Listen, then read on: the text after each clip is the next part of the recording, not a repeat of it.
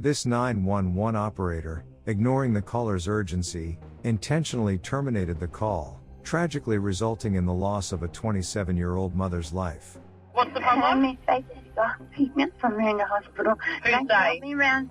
Who are we talking about? I'm within the vicinity of being heard. Do you understand what that means? If I can't hear you, how am I meant to help you? Trust me, you want to get to this address. Okay, and you need to tell me what we're going to the address for. They wanted people. Who are the people? James Potter or Mendez or whatever his name is. Sorry, what's his name, James what? I don't know if he's going to get me back. Okay, well, you need to tell me what you want me to send police there for, please. He's wanted. For what? Dangerous. There's warrants out for his arrest. Are you for real? For what? Are you I'm for not a real? police member. I don't know. You want me to send police or not?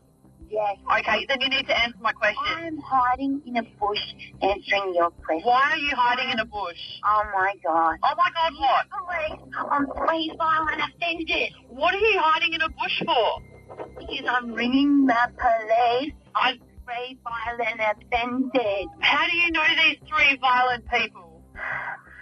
Through a friend of mine that's not really a friend, okay? What is your name, please? Penny Pratt. What is your name, please? I'm call taker number 2. What is your contact telephone number, You please? call what? Call taker number 2. So why are these three people violent? What have they Oh done? my God. Can you stop saying, oh my God, Penny? Business. Okay, well, it is my business if you want me to send police, but you can either answer questions or you don't. On November 28, 2010, Penelope Pratt reached out to the Australian emergency line, urgently seeking help as she concealed herself from John Potter and Aaron Gibson, who were hot on her trail due to an alleged debt of $160.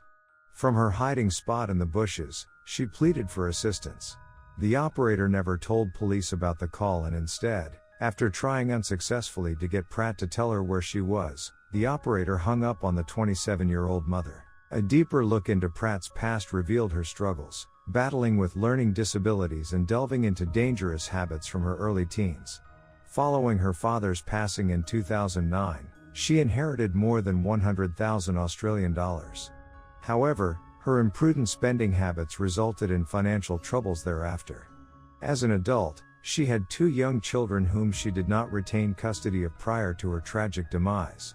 After losing her partner, Pratt fell into a cycle of destructive habits, often associating with individuals like James Potter and Aaron Gibson. In November of the same year, Pratt found temporary refuge in a psychiatric facility, but Potter and Gibson managed to coax her away under false pretenses, claiming they had money for her. The trio drove to Potter's girlfriend's house in Boronia, but Pratt promptly departed shortly after placing an emergency call. She expressed her urgency to return to the hospital, citing fears of potential abuse after being picked up.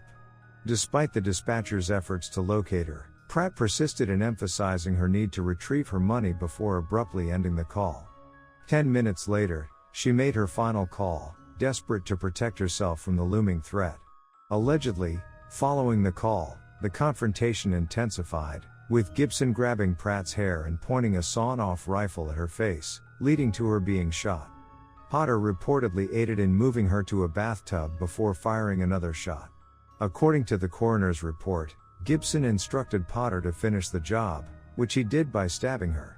After the murder, Pratt's body was wrapped in a rug and concealed in a car trunk.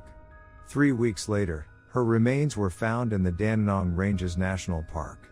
The case underwent a significant development when Adrian Krellicomp, an alleged accomplice, furnished a 15-page statement to authorities, implicating the other individuals involved.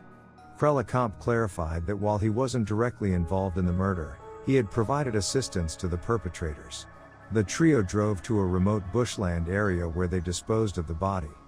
Krellicomp was subsequently charged with being an accomplice to murder. However, he was granted bail after authorities took into account the role he played in aiding the apprehension of the perpetrators.